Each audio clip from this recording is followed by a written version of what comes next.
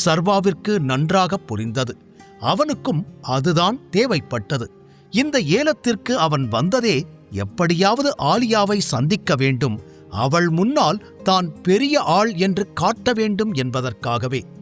கரிகாலன் பலமுறை, ஆலியா நீ நினைக்கிற மாதிரி சாதாரண பொண்ணு இல்ல, அவ கோபப்படுற மாதிரி எதுவும் பண்ணிடாத என்று கூறி அனுப்பியிருந்தாலும் அதையெல்லாம் அலட்சியப்படுத்திவிட்டு அவளோடு மோத முடிவெடுத்திருந்தான் சர்வா. மிஸ்டர் சர்வேஸ்வரன் 11 கோடிக்கு கேட்டிருக்காரு, வேற யாராவது கேட்கிறீங்களா என்று ஏலம் கேட்பவர் மீண்டும் கேட்க 15 crores என்று அடுத்த நொடி கூறினாள் ஆலியா. இதைக் கேட்டதும் சர்வா முகத்தில் ஒரு புன்னகை தோன்றியது. உடனே 15 கோடியே 100 ரூபா என்றான். இவன் என்ன லூசா என்று பின்னாலிருந்து யாரோ சொன்னது சர்வா காதிலும் கேட்டது. அடுத்தது ஆலியா 17 crores என்று கூறினாள். சர்வா மீண்டும் ஏதோ சொல்லப்போக அவனை தடுத்த சங்கர், சார், ஆலியா மேடம் ஏற்கனவே கோவமா இருக்காங்க, நீங்க அவங்கள இன்னும் கோவப்படுத்துறீங்களோன்னு தோணுது, கொஞ்சம் யோசிங்க என்று கூற அவனை பார்த்து சிரித்த சர்வா, நான் என்ன பண்றேன்னு எனக்கு நல்லாவே தெரியும் என்றவன் 19 crores என்றான். ஒருமுறை அவனை திரும்பி பார்த்த ஆலியா சிறிதும் யோசிக்காமல் 20 crores என்று கைகளை உயர்த்தினாள். சர்வா தானும் அடுத்தது 25 கோடி என்று சொல்லி முடிப்பதற்குள் 30 crores என்று ஆலியா கூறி முடித்தே இருந்தாள். அவள் முகத்தில் அப்போது ஒரு வெற்றி புன்னகை. இதுக்கு மேல நீ எப்படி கேட்கிறேன்னு பார்க்கிறேன், இடியட் என்று சர்வாவை பார்த்து நக்கலாக சிரித்தாள். 30 கோடி ஒரு தரம், 30 கோடி என்று ஏலம் விடுபவர் ஏலத்தை முடிக்கப் போக 100 கோடி என்று இறுதியாக கைகளை தூக்கி இருந்தான் சர்வா. அந்த மொத்த இடமே அதை கேட்டு அதிர்ந்து அவன் பக்கம் திரும்ப ஏலம் விடுபவருக்கு ஹார்ட் அட்டாக் வராததுதான் குறை. கூடவே ஆலியாவை திரும்பி பார்க்க அவள் அதற்கு மேல் பேசவில்லை. எனவே, சர்வா சார், நீங்க தான் ஜெயிச்சீங்க என்று அடுத்த நொடியே கத்திவிட்டார் அவர். அதை கேட்டதும் ஆலியா சர்வாவை வஞ்சம் பொங்கும் கண்களுடன் பார்த்தாள். ஆலியாவிற்கு அந்த நெக்லஸ் பிடித்திருந்தது. எப்படியாவது அதை வாங்கிவிட வேண்டும் என்றுதான் சர்வாவோடு போட்டிக்கு போட்டியாக அவளும் ஏலம் கேட்டாள். ஆனால் 100 கோடிக்கு மேல் அந்த நெக்லஸை வாங்கும் அளவிற்கு அவள் முட்டாள் இல்லை. எனவே இறுதியாக அந்த நெக்லஸும் ஆலியாவின் வெறுப்பும் சர்வாவிடம் வந்து சேர்ந்தது. அடுத்த சிறிது நேரத்திலேயே அந்த ஏலம் முடிந்திருக்க ஒருவர் பின் ஒருவராக அங்கிருந்து கிளம்ப ஆரம்பித்திருந்தனர். சர்வா மற்றும் ஆலியா மட்டும் அங்கு மீதமிருக்க, சர்வா சங்கரிடம், இந்த நெக்லஸுக்கு அமௌண்ட் விக்ரமன் கிட்ட சொல்லி பே பண்ணிடுங்க, நான் பணம் எடுத்துட்டு வரல என்று கூற, ஓகே சார் என லேசாக சிரித்துவிட்டு அங்கிருந்து நகர்ந்தான் சங்கர். ஆலியா மனதில் என்ன ஓடிக்கொண்டிருக்கிறது என்பது சர்வாவிற்கு தெரியவில்லை. ஆனால் எப்படியாவது அவளிடம் பேசிவிட வேண்டும் என நினைத்தவன் அவளையே பார்த்து கொண்டிருக்க, ஆலியா அங்கிருந்து கிளம்ப தயாரானாள். அவள் வெளியே செல்வதற்கு ஒரு நொடிக்கு முன்பே அவளை தடுத்து பிடித்த சர்வா, ஹாய் மிஸ் ஆலியா என்று அவளிடம் பேச்சை ஆரம்பித்தான். திரும்பி அவனை முறைத்து பார்த்தாள் ஆலியா. உங்ககிட்ட ஒரு 2 minutes பேசலாமா என்று சர்வா கேட்க, அதே எரிச்சலோடு பார்த்தவள் தன் வசீகர குரலில், உன்கிட்ட பேசுறதுக்கு எனக்கு என்ன இருக்கு, ஐம் நாட் இன்ட்ரெஸ்டட், வழிய விடு, நான் இங்கிருந்து போகணும் என்று அங்கிருந்து கிளம்ப முயன்றவள் கண்களில் சர்வா மீது இருந்த வெறுப்பு அப்பட்டமாக தெரிந்தது. அவள் சொன்னதைக் கேட்டு லேசாக சிரித்த சர்வா அவள் அருகே நெருங்கிச் சென்றான்.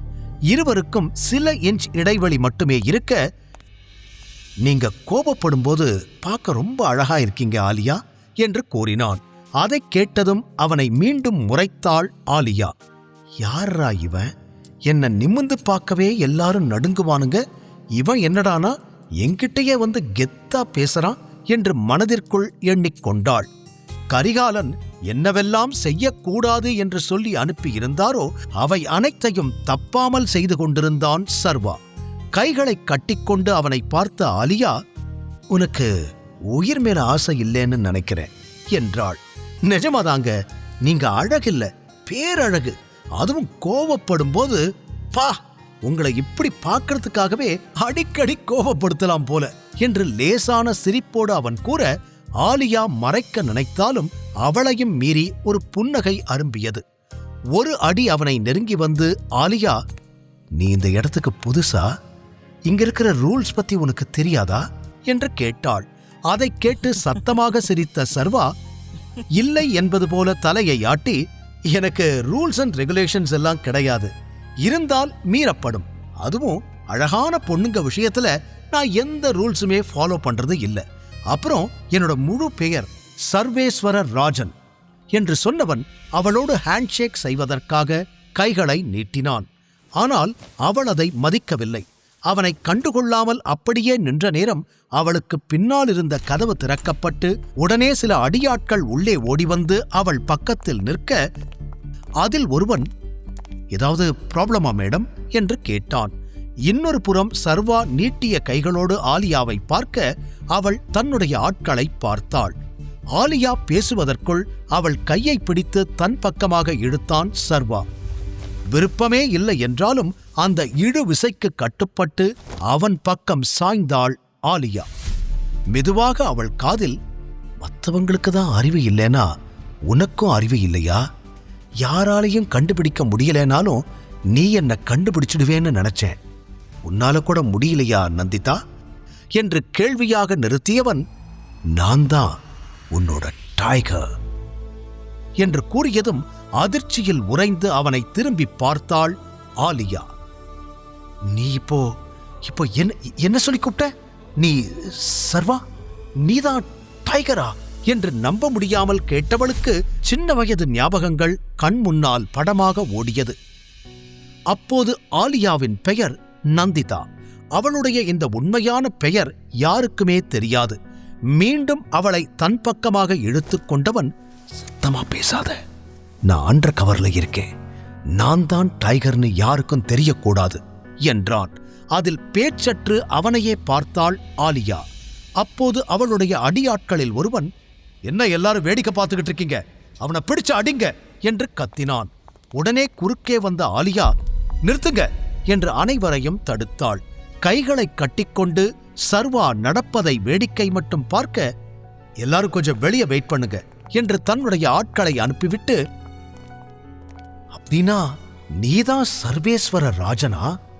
அதான் உன்னோட உண்மையான பேரா என்று இன்னமும் கூட நம்ப முடியாமல் கேட்டாள்.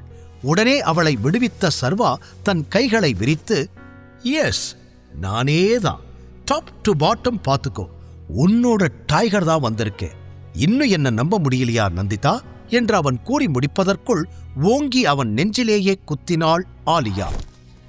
சர்வா அதற்கு கோபப்படவில்லை. அமைதியாக அவளை பார்த்தான்.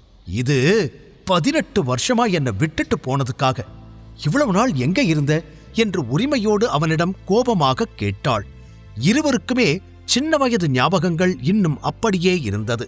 சர்வாவின் அப்பா இறப்பதற்கு முன்பு சிறு வயதில் நந்திதாவாக இருந்த இன்றைய ஆலியாவை பலமுறை சந்தித்திருக்கிறான். அப்போதே ஆலியா மிகவும் தைரியசாலி. பக்கத்து வீட்டில் மாங்காய் பறிப்பது, தன்னிடம் யாராவது வம்பு செய்தால் பெரியவர்களாக இருந்தாலும் பயப்படாமல் இரட்டிப்பாய் அதை திருப்பிக் கொடுப்பது என்று அந்த வயதிற்கும் மீறிய அதீத தைரியத்தோடு பலமுறை சர்வாவை ஆச்சரியப்பட வைத்திருந்தாள். ஆனால் அவள் குணம் அப்போதும் எப்போதும் ஒன்றேதான். அவள் முன்னால் விளையாட்டுக்காக கூட அவளை மரியாதை இல்லாமல் யாரேனும் பேசினால் பொறுத்து கொள்ள மாட்டாள். சர்வாவை தவிர அவனுக்கு மட்டுமே அவளை கேலி செய்து விளையாட அப்போது அனுமதி இருந்தது. இப்போது அதையெல்லாம் நினைத்துப் பார்த்து இருவருக்குமே லேசான புன்னகை தோன்றியது. பின் அவளது கார்டை சர்வா கையில் கொடுத்தவள், நீதான் டைகர்னு சொன்ன உடனே ஏத்துக்க முடியாது, அதை ப்ரூவ் பண்ணணும். தைரியம் இருந்தா ஏன் இடத்துக்கு தனியா வந்து என்னை மீட் பண்ணு என்று புன்னகையுடன் கூறிவிட்டு அங்கிருந்து கிளம்பியிருந்தாள். கண்டிப்பா என்று ஸ்டைலாக தலைமுடியை கோதினான் சர்வா. தன் டைகர் அணியின் முக்கிய மெம்பரான ஆலியாவையே தன் பக்கம் இப்போது இழுத்துவிட்டான் சர்வா. அடுத்து நடக்கப் போவது என்ன? சர்வா ஆலியாவின் சிறுவயது நட்பு சர்வாவின் திருமண வாழ்க்கையை பாதிக்குமா? பேமெண்ட் எல்லாம் பண்ணியாச்சு சார், ஃபார்மாலிட்டிஸ் எல்லாம் முடிஞ்சது என்று கூற அதை கையில் வாங்கிக் கொண்ட சர்வா இன்னும் கூட ஆலியா கொடுத்துவிட்டு சென்ற அவளது விசிட்டிங் கார்டை தான் பார்த்து கொண்டிருந்தான். பிறகு அந்த நெக்லஸை பார்த்தவன் முகத்தில் ஒரு சிறிய புன்னகை தோன்றியது. ஷங்கர் அவனை குழப்பமாக பார்த்து, இவ்வளோ செலவு பண்ணி ஆலியா மேடத்தை நீங்க ஏலத்துல தோக்கடிக்க காரணம் என்னன்னு தெரிஞ்சுக்கலாமா சார் என்று ஒரு ஆர்வத்தில் கேட்டுவிட, அவனை நிமிர்ந்து பார்த்த சர்வா புன்னகையுடன் ஷங்கரின் தோளை தட்டிவிட்டு, அது உங்களுக்கு சொன்னா புரியாது, கிளம்பலாமா என்று சொல்ல, இருவரும் அந்த ஹாலிலிருந்து வெளியே வந்த நேரம் பார்க்கிங்கில் ஒரு காரை பார்த்து அப்படியே நின்றான். அது பார்க்க வேதிகாவின் கார் போலவே இருந்தது. என்னாச்சு சார், எல்லாம் ஓகே தானே என்று ஷங்கர் கேட்க, சர்வாவின் பார்வை அந்த காரை விட்டு நகரவே இல்லை. மேலும் அவன் ஷங்கரின் கேள்விக்கும் பதில் கூறாமல், ஒருவேளை வேதிகா இங்க வந்திருப்பாளோ என்று சர்வா யோசித்து முடிப்பதற்குள் வேதிகா மற்றும் ஷிவானி இருவரும் அருகிலிருந்த ரெஸ்டாரண்டிலிருந்து வெளியே வந்தனர்.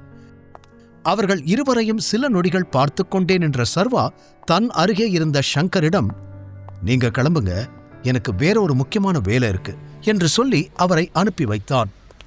பிறகு வேதிகா இருக்கும் பக்கம் நகர்ந்தான் சர்வா. முதலில் அவனை பார்த்தது ஷிவானிதான். அடுத்த நொடியே, ஏ சர்வா என்று உற்சாகமாக கத்தினாள். அந்த பெயரை கேட்டதும் ஒரு நொடி வேகமாக நிமிர்ந்து பார்த்த வேதிகாவின் முகம் அடுத்த நொடியே மாறிப்போனது. எதிரில் அவளை நோக்கி வந்து கொண்டிருந்தான் சர்வா. அவளை நெருங்கியதும், இங்க என்ன பண்ணிக்கிட்டு இருக்கீங்க என்று அந்த இடத்தை சுற்றி பார்த்து கொண்டே கேட்டான். அதற்கு பதில் சொல்லாமல் அவனை மேலும் கீழும் பார்த்த வேதிகா, நீங்க என்ன பண்ணிக்கிட்டு இருக்க என்று திருப்பி அவனை கேட்டாள். அப்போதுதான் வேதிகாவை நன்றாக கவனித்தான் சர்வா. மிகவும் அழகாக தயாராகி வந்திருந்தாள். அவளை சில நொடி ரசித்துவிட்டு பின் அவளது கேள்விக்கு பதில் சொன்னான். நான் இங்க ஒரு வேலையா வந்தேன், திடீர்னு பார்த்தா நீ. உன்னை பார்த்த உடனே அப்படியே உங்கூடவே வீட்டுக்கு போயிடலாம் இல்ல, அதான் வந்துட்டேன் என்று சிரித்துக் கொண்டே சொல்ல, வாட், என் கார்ல உனக்கு இடம் கொடுப்பேன்னு நினைச்சு கூட பார்க்காத என்று விரல் நீட்டி எச்சரிப்பது போல சொல்லிவிட்டு தனது காரை நோக்கிச் சென்றாள் வேதிகா. ஷிவானி, சர்வா இருவருமே அவள் பின்னால் ஓடினர். வேதிகா கார் கதவை திறந்து உள்ளே நுழையப் போக வேகமாக அவளை தடுத்த ஷிவானி, என்ன பண்ணிக்கிட்டு இருக்க வேதிகா? என்ன இருந்தாலும் சர்வா உன்னோட ஹஸ்பண்ட், அவரை கார்ல ஏறக்கூடாதுன்னு சொன்னா என்ன அர்த்தம் என்று அவள் சந்தேகத்துடன் கேட்க, முழு கதையையும் கேட்டு மகிழ பாக்கெட் FM ஆப்பை டவுன்லோட் செய்யுங்கள். லிங்க் டிஸ்கிரிப்ஷனில் கொடுக்கப்பட்டுள்ளது.